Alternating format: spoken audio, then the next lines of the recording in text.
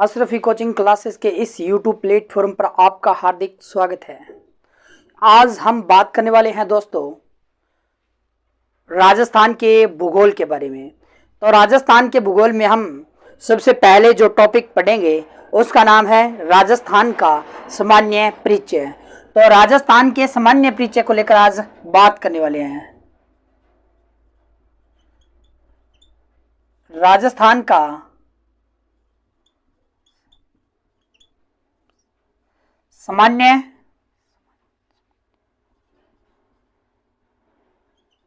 परिचय। तो राजस्थान के सामान्य या सामान्य परिचय के अंदर अगर बात करें तो सबसे पहले हमारा जो टॉपिक रहेगा वो रहेगा राजस्थान का नामकरण को लेकर दोस्तों। तो राजस्थान के सामान्य परिचय में हमारा जो टॉपिक है वो कौन सा है दोस्तों? राजस्थान का नामकरण। राजस्थान का नामकरण।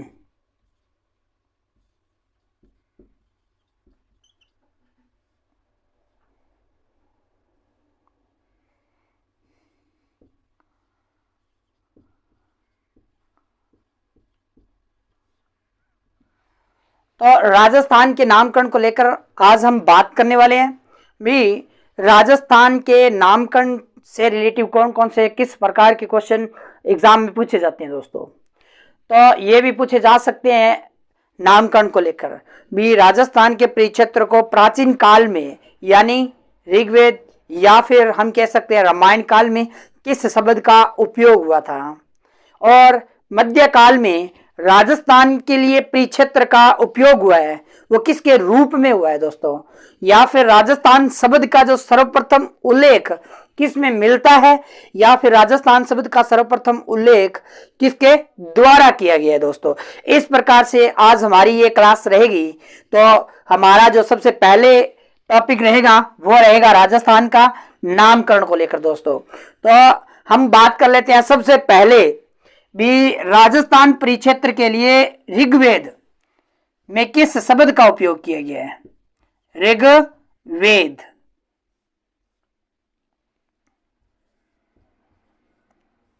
ऋग्वेद काल या वैदिक काल के अंदर राजस्थान के लिए किस शब्द का उपयोग हुआ है दोस्तों? तो ये आपको याद रखना है, ब्रह्म व्रत शब्द का क्या हुआ है दोस्तों? उपयोग।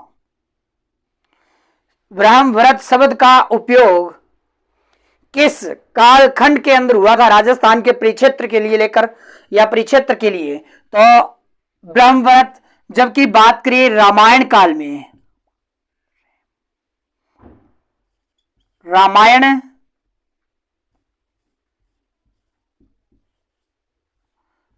काल में राजस्थान परिक्षेत्र के लिए किस शब्द का उपयोग हुआ है दोस्तों? वाल्मीकि जी द्वारा किस शब्द का उपयोग किया गया था दोस्तों? तो वो कौन सा शब्द है दोस्तों? मरुकांत्र शब्द। तो ऋग्वेद में किस नाम का उल्लेख? ब्रह्म व्रत का उल्लेख मिलता है दोस्तों, जबकि रामायण में वाल्मीकि जी द्वारा किस नाम का उल्लेख दिया गया था? तो मरुकांत्र शब्द का उल्लेख दिया गया था। जबकि नेक्स्ट बात करें भी राजस्थान परिक्षेत्र का सर्वप्रथम जो उल्लेख मिलता है राजस्थान नाम को लेकर, तो वो कहां पर मिलता है दोस्तों? तो राजस्थान के लिए किस शब्द का उपयोग किया गया? सर्वप्रथम।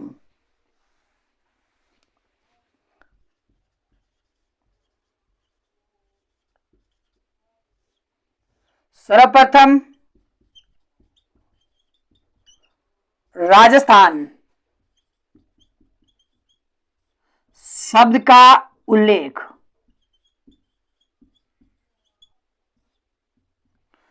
किस में मिलता है? तो ये याद रखना है दोस्तों, राजस्थान शब्द का जो उल्लेख है वो किस में मिलता है? तो शिलालेख में मिलता है दोस्तों, शिलालेख में मिलता है। शिलालेख यानी कौन से शिलालेख में? तो दो शिलालेखों में राजस्थान के नाम का सर्वप्रथम उल्लेख मिलता है, जिसमें एक तो कौन सा है दोस्तों? गोसुंडी। गोसुंडी शिलालेख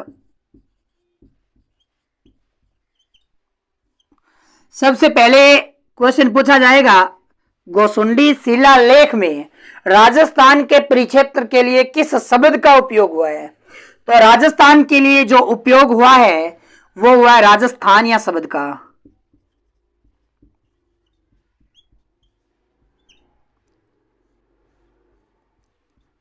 राजस्थानिया शब्द का क्या हुआ है दोस्तों? उल्लेख।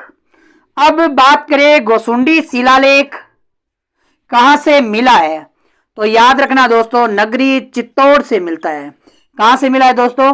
नगरी चित्तौड़ से। और ये शिलालेख कब का माना जाता है, तो ये भी आपको याद रखना है दोस्तों, 532 ईस्वी का माना जाता है। और अगर बात करें इसकी खोज किसके द्वारा की गई थी, तो ये भी आपको याद रखना है कि इसकी जो खोज है कविराज श्यामल दास के द्वारा की गई थी दोस्तों। और बात करें गोसुंडी शिलालेख को लेकर, तो गोसुंडी जो शिलालेख है वो किस भाषा में मिलता है, तो ये भी याद रखना है, संस्कृत भाषा में। किस भाषा में मिला है दोस्तों? संस्कृत भाषा में, यानी ब्रह्म लिपि के अंदर मिला है।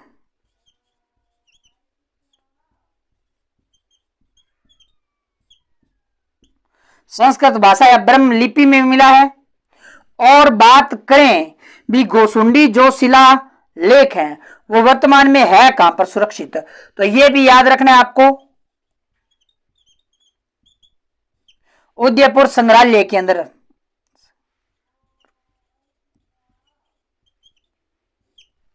उदयपुर संग्रहालय में। और गोसुंडी शिलालेख में दोस्तों किसकी जानकारी मिलती है, तो जानकारी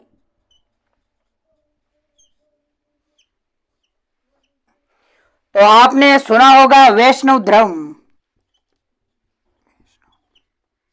संप्रदाय या भागवत धर्म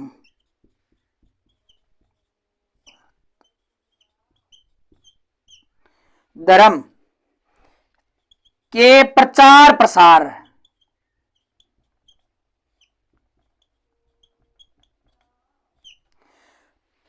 का क्या मिलता है दोस्तों? उल्लेख मिलता है। क्या मिलता है? उल्लेख। तो ये भी आपको याद रखना है भी, गोसुंडी शिलालेख में राजस्थान के परिक्षेत्र के लिए किस शब्द का उपयोग हुआ? राजस्थानिया शब्द। ये मिला कहां से? नगरी चित्तौड़ से। और कब का माना जाता है? 532 ईस्वी से का माना जाता है। और इसकी खोज किसके द्वारा की गई? तो कविराज श्यामल दास जी के द्वारा। और ये किस भाषा में मिलता है? संस्कृत भाषा में। किस लिपि में? ब्रह्म लिपि में। वर्तमान में कहां पर सुरक्षित है? तो उदयपुर संग्रहालय के अंदर। अगर पूछे इसमें किसकी जानकारी मिलती है, तो वैष्णव या भागवत धर्म के प्रचार प्रसार का उल्लेख मिलता है दोस्तों। इसके बाद में अगर बात करें राजस्थान शब्द का उपयोग किस शिलालेख में मिलता है दोस्तों, इसके अलावा बात करें तो एक शिलालेख और मिलता है जिसका नाम है दोस्तों बसंतगढ़ शिलालेख। कौन सा शिलालेख दोस्तों?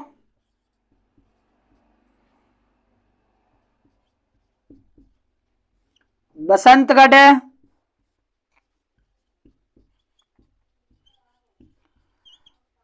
शिलालेख। पहली बात तो ये कि बसंतगढ़ शिलालेख कहां से प्राप्त हुआ है या मिला है, तो वो है शिमला माता मंदिर, जो है कहां पर दोस्तों? तो ये भी आपको याद रखना है, ये है सिरोही के अंदर। और ये कब का माना जाता है? तो 682 ईसा पूर्व का माना जाता है दोस्तों, कई विद्वानों के अनुसार। और ईस्वी का माना जाता है कुछ विद्वानों के अनुसार। और कोई विद्वान ये मानते हैं कि बसंतगढ़ जो शिलालेख है वो विक्रम संवत 682 ईस्वी का है। नेक्स्ट, इसमें राजस्थान के लिए किस शब्द का उपयोग किया गया है उसके बारे में जानने की कोशिश करेंगे। तो राजस्थान या द्वितीय शब्द का उपयोग किया गया है।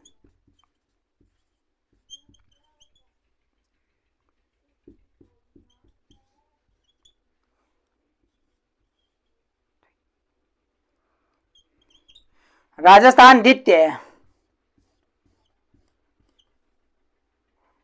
शब्द का क्या हुआ है दोस्तों? उल्लेख हुआ है। राजस्थानीय द्वितीय शब्द का क्या हुआ है दोस्तों? उल्लेख हुआ है। किस शिलालेख में हुआ है? बसंतगढ़ शिलालेख में। और यह भी माना जाता है ये कब का? तो वर्मलात के समय का माना जाता है। वर्मलात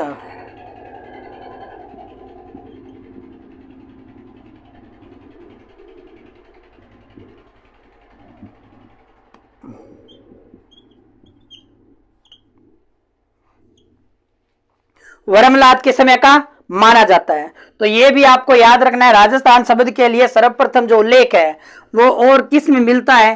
तो लिखित जो मिलता है वो बसंतगढ़ में भी मिलता है और गोसुंडी के अंदर भी मिलता है राजस्थान शब्द का, जिसमें कि गोसुंडी के अंदर राजस्थानीय शब्द का, जबकि बसंतगढ़ शिलालेख में किसका उल्लेख मिलता है? राजस्थानीय द्वितीय शब्द का क्या मिलता है दोस्तों? उल्लेख मिलता है। इसके बाद में अगर हम बात करें भी, ये तो प्राचीन काल की बात थी, जबकि अगर बात करें मध्यकाल की, मध्यकाल के अंदर राजस्थान के लिए किस शब्द का उपयोग हुआ? यानी ब्रिटिश काल की बात करें, ब्रिटिश काल में राजस्थान शब्द के लिए किस शब्द का उपयोग हुआ है?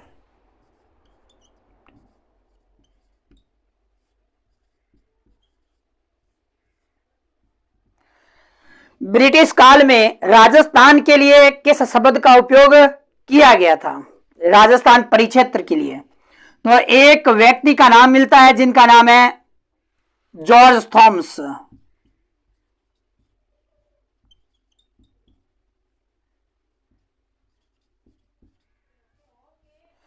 जॉर्ज थॉमस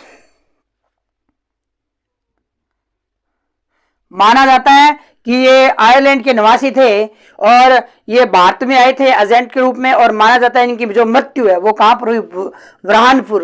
बुरहानपुर कहां पर है दोस्तों? तो पश्चिमी बंगाल के अंदर है। ठीक है। और अगर बात करें इनके द्वारा राजस्थान के परिक्षेत्र के लिए किस शब्द का उपयोग किया गया? तो राजपुताना।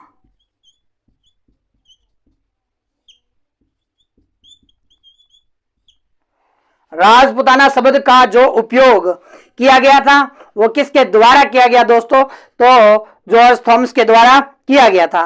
और माना जाता है ये कब का किया गया है? तो ये किया गया था 1800 में।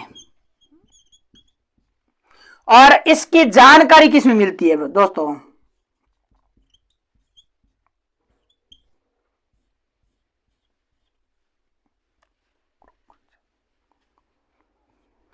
जानकारी किसमें मिलती है? तो एक व्यक्ति जिसका नाम है William Franklin.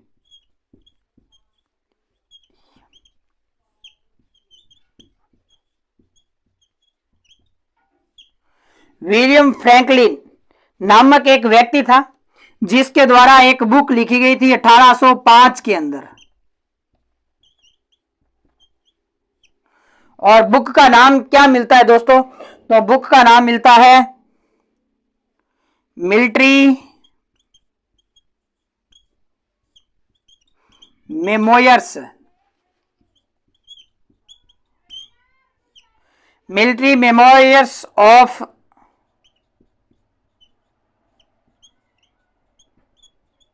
Mister George Thomas.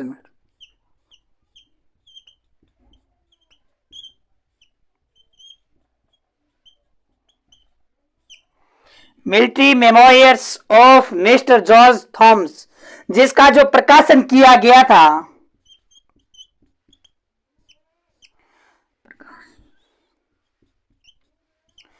किसके द्वारा किया गया दोस्तों? तो विलियम क्रुक के द्वारा।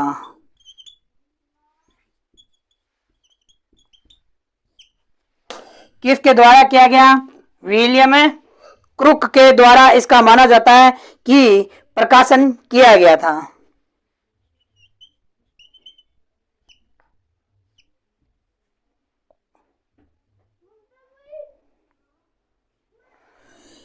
इसके द्वारा किया गया था। तो यह भी आपको याद रखना है दोस्तों कि ब्रिटिश काल में जॉर्ज थॉमस के द्वारा राजस्थान के परिक्षेत्र के लिए किस शब्द का उपयोग? राजपुताना शब्द का उपयोग कब? 1800 ईस्वी में। और इसकी जानकारी मिलती किसमें दोस्तों? तो विलियम फ्रैंकलिन के द्वारा एक बुक लिखी गई थी 1805 के अंदर, जिसका नाम था military memoirs of mister George Thomas, जिसका प्रकाशन माना जाता है किसके द्वारा किया गया था? तो विलियम क्रुक के द्वारा किया गया था। इसमें जानकारी मिलती है राजपूताना शब्द की जानकारी। और इसके बाद में राजपूताना शब्द किसके द्वारा नाम दिया गया? जॉर्ज थॉमस के द्वारा। कब दिया गया? 1800 के अंदर। और इसकी जानकारी किसके द्वारा? तो विलियम फ्रैंकलिन के द्वारा अपनी बुक 1805 में, कौन सी? Military memoirs of George Thomas. ठीक है दोस्तों, अब नेक्स्ट बात करें, एक ब्रिटिश काल के अंदर व्यक्ति और आता है जिनका नाम कर्नल जेम्स टोंड। कर्नल जेम्स टोंड। और कर्नल जेम्स टोंड के द्वारा राजस्थान के परिक्षेत्र के लिए किस शब्द का उपयोग किया गया? दूसरा व्यक्ति आता है जिसका नाम क्या है दोस्तों?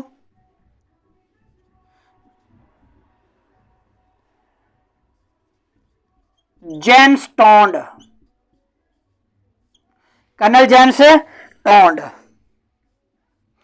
यह भी याद रखना है आपको, कर्नल जेम्स टोंड को किस नाम से जाना जाता है? तो राजस्थान इतिहास का जनक कहा जाता है। राजस्थान इतिहास का जनक किसे कहा जाता है? तो कर्नल जेम्स टोंड को कहा जाता है। और कर्नल जेम्स टोंड को क्या कहा जाता है दोस्तों? तो घोड़े वाले बाबा कहा जाता है। घोड़े वाले बाबा क्यों कहा जाता है दोस्तों? क्योंकि माना जाता है कि राजस्थान के इतिहास को इकट्ठा किया था कर्नल जेम्स टोंड के द्वारा, क्योंकि घूम घूम कर लिखा गया था घोड़े पर, और इसी कारण इसे कहा जाता है घोड़े वाले बाबा कहा जाता है दोस्तों। और कर्नल जेम्स टोंड ने राजस्थान के परिक्षेत्र के लिए किस शब्द का उपयोग किया था दोस्तों? तो ये भी आपको याद रखना है। तो किस शब्द का? राय थाना। राय थाना या राय राजस्थान या रजवाड़ा शब्द का।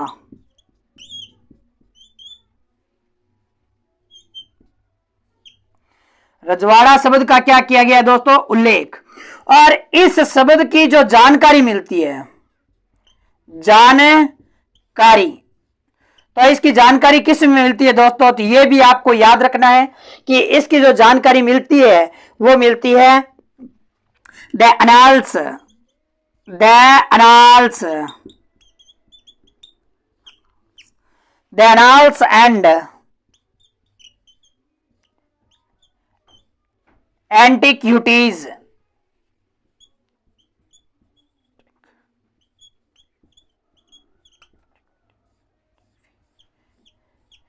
Antiquities, the annals and antiquities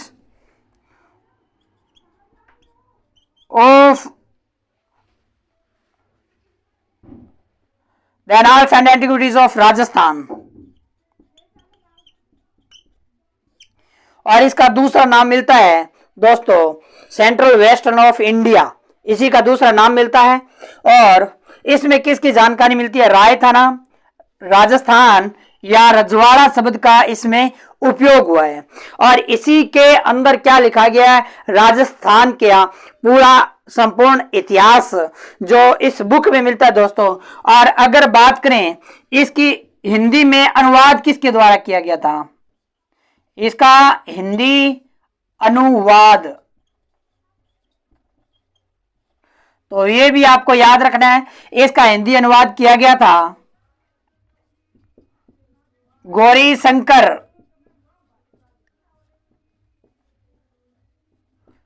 Hirachand ओझा।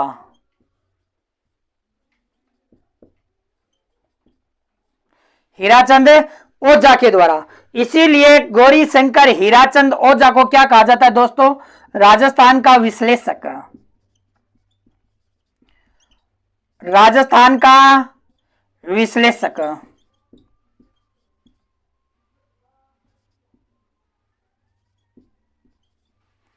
राजस्थान का विश्लेषक कहा जाता है दोस्तों।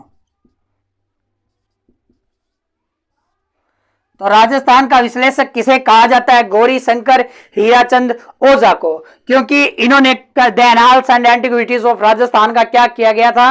हिंदी में अनुवाद किया था दोस्तों। और माना जाता है कि वर्तमान annals and antiquities of Rajasthan है कहां पर, सुरक्षित कहां पर रखा गया है? तो माना जाता है कि ये उदयपुर संग्रहालय में संरक्षित है, उदयपुर संग्रहालय में है।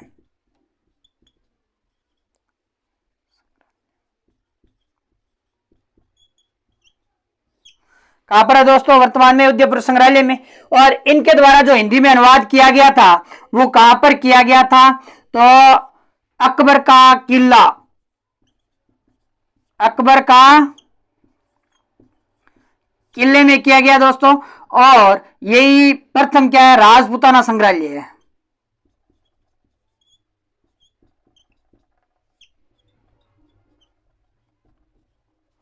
तो अगर आपसे पूछे राजपूताना संग्रहालय की स्थापना कहां पर की गई थी 1908 में, तो अकबर का किला अजमेर के अंदर इसकी क्या की गई थी दोस्तों? स्थापना की गई थी। और इसका जो हिंदी में अनुवाद वो अकबर का किले के अंदर की गई थी, जो कि पहले किस भाषा में था? इंग्लिश में, और बाद में इसे ट्रांसलेशन करके हिंदी में किया गया था गौरी शंकर हीराचंद ओझा के द्वारा। जबकि इसमें बहुत सारी गलतियां थी दोस्तों, तो इसको सुधारने का कार्य किसके द्वारा किया गया? गौरी शंकर हीराचंद ओझा को किया, ओझा के द्वारा किया गया दोस्तों। अब नेक्स्ट बात करें भी राजस्थान परिक्षेत्र के लिए, और राजस्थान जो शब्द है वो भी इसका उपयोग कब किया गया था? तो इसका उपयोग जो दूसरा चरण था दोस्तों, राजस्थान संघ के रूप में इसका इस्तेमाल किया गया था। और अंतिम बार 1 नवंबर 1956 को राजस्थान वर्तमान स्वरूप में क्या हुआ था दोस्तों? आया था। तो आज हम यहां तक बात करेंगे, कल करेंगे नेक्स्ट टॉपिक। अगर आपको